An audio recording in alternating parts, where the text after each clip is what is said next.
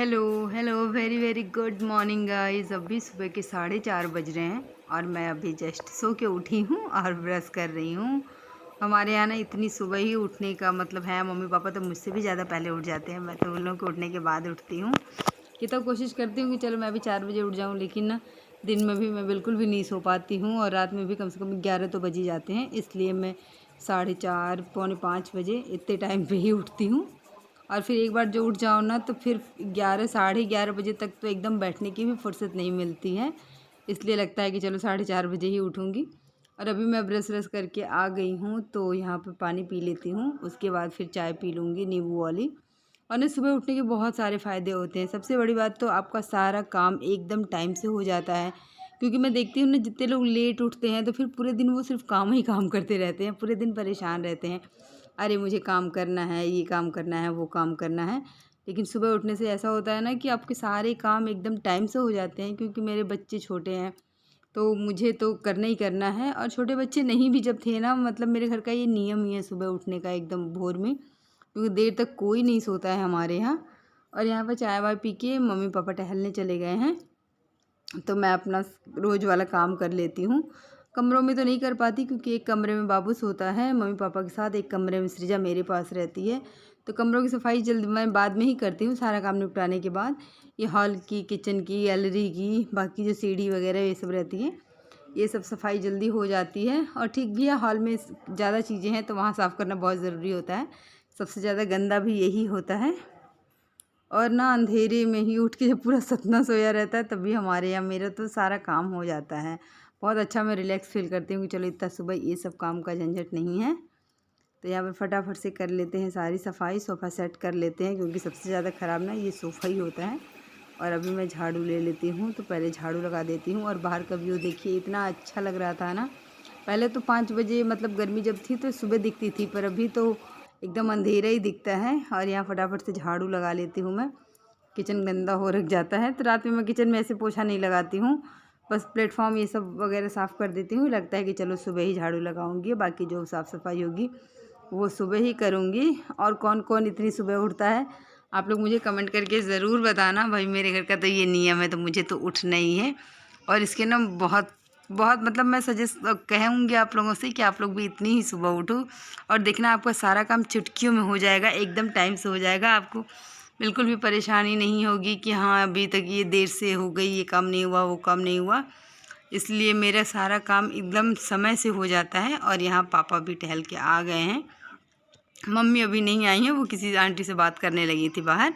और पापा आ चुके हैं। और ना मतलब झाड़ू लगाने के बाद एक बार डस्टिंग भी करनी होती है, क्योंकि जो फर्नीचर जितने हैं ना सब पे धूल बैठ जाती है, क्योंकि अभी कई दिनों से बारिश नहीं हुई है ना, तो धूल उड़ती रहती है। इसलिए कितना वो आप साफ़ करो ना, शाम तक तो पूरे लगेगा कि कमरे में धूल धूल ही आपको दिखेगी। इसलिए एक बार सुबह पूरा पोंछना पड़ता है। जितना भी ये डाइनिंग टेबल की चेयर है, टेबल, ये अलमारी जो है, इसके ऊपर जितना भी सामान रखा हुआ है सारा अच्छे से एक बार साफ़ करना पड़ता है। तो चलो मैं पहले यहाँ अपना सारा काम जल्दी जल्दी से निपटा लेती हूँ, क्योंकि सृजा के उठने के पहले मुझे नहाने भी जाना है। नहीं तो एक बार वो उठ जाएगी ना तो मम्मी भी अभी नहीं आई हैं, फिर फंसा लेती है।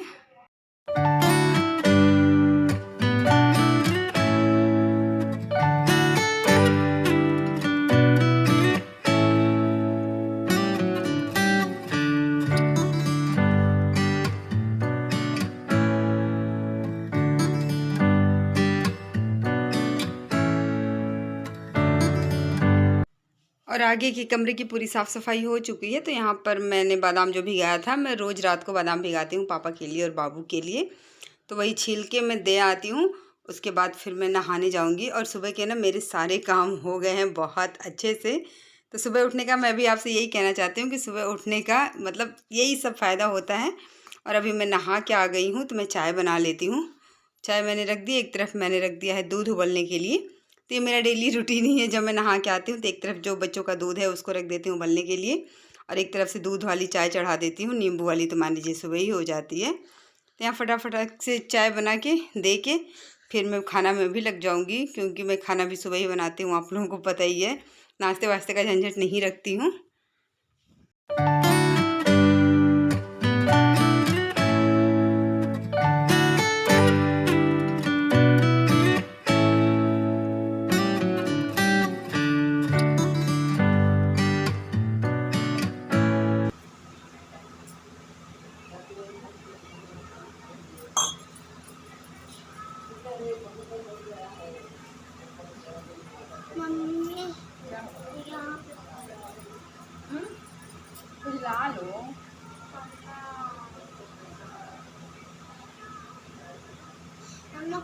नहाते जाओ और चाय पीते जाओ। लेकिन खुजली नहीं कर सकते, मैं खुजलाती जाऊंगा पैर।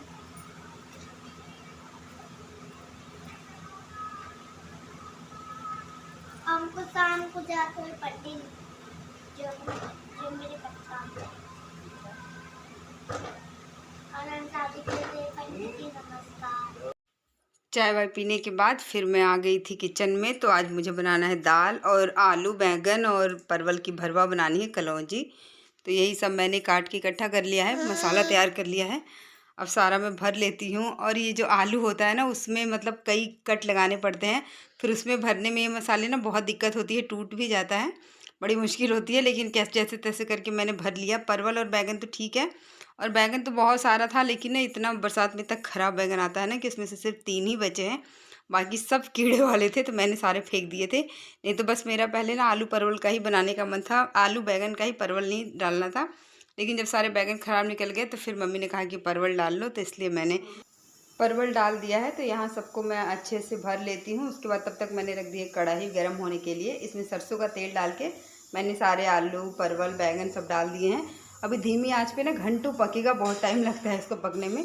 और एक तरफ मैंने रख दी है बाबू के लिए मैगी। तो आज उसका मन था स्कूल में मैगी ले जाने का, वैसे ले नहीं जाता है, लेकिन बच्चे हैं ना, कभी कभी होता है, उनको लगता होगा कि नहीं आज चाहिए मुझे, तो मैंने भी कुछ कहा नहीं, फिर बना दिया। और एक तरफ मेरी कलौंजी देखिए, बहुत अच्छे से धीमी आंच पर अगर आप इसको पकाओ ना तो इतनी अच्छी लगती है। कौन कौन बनाता है मुझे आप लोग प्लीज़ ज़रूर बताना। और यहाँ फटाक से मैं आटा भी गूँथ लेती हूँ, तो थोड़ा सा ही आटा गूँथा हुआ है। तो ये सारा काम मेरा हो गया, सिर्फ मुझे अब रह गया है चावल बनाना। तो ये जब बाबू की मैगी बन जाएगी ना, फिर मैं एक तरफ चावल चढ़ाऊँगी।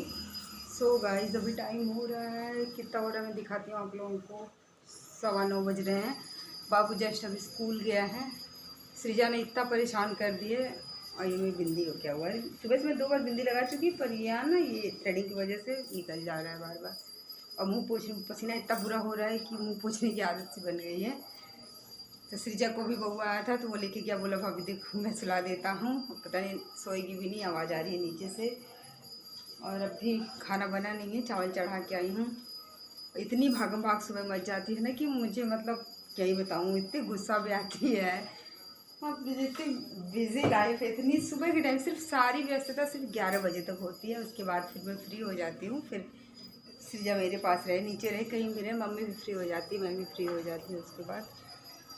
तो लेकिन आज अजीब वाली गर्मी है, मतलब फिर कोई लिमिट नहीं है। इतनी गर्मी मैंने पूरी गर्मी में मुझे नहीं लगी जितनी आज लग रही है।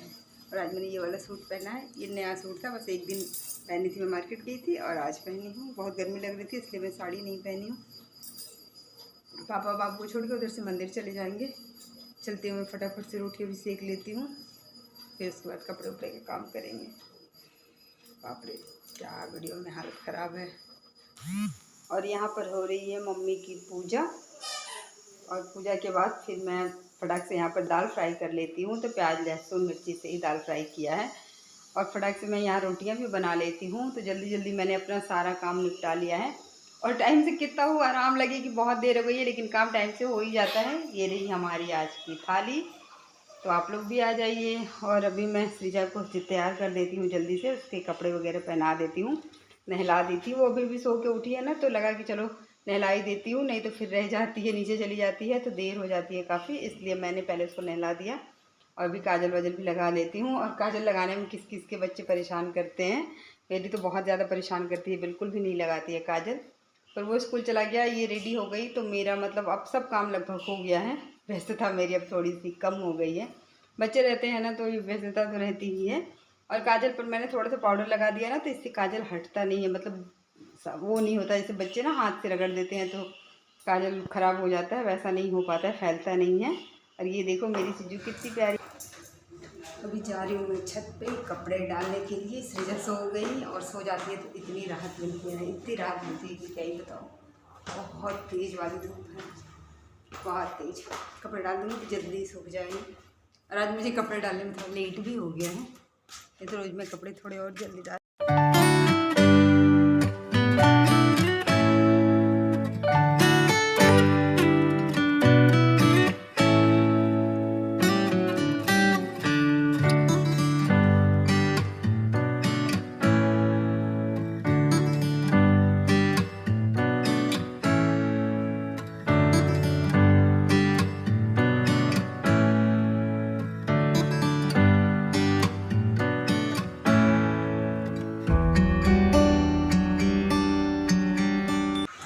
सो गाइस अभी बज रहे हैं दोपहर के 3 और हमारे सतना में खूब अच्छी वाली बारिश हो रही है, मतलब बहुत तेज़ वाली हो रही है, घंटे भर से लगभग।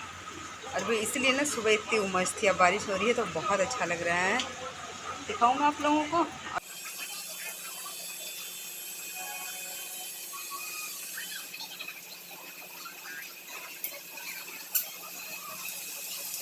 और यहाँ हमारे शाम के नाश्ते में बन गया है पोहा, तो देखिए कितना यम्मी लग रहा है देखने में ना। और साथ ही में बन गई है चाय। तो बस यहीं पर वीडियो को एंड करती हूँ। पसंद आए लाइक कर देना।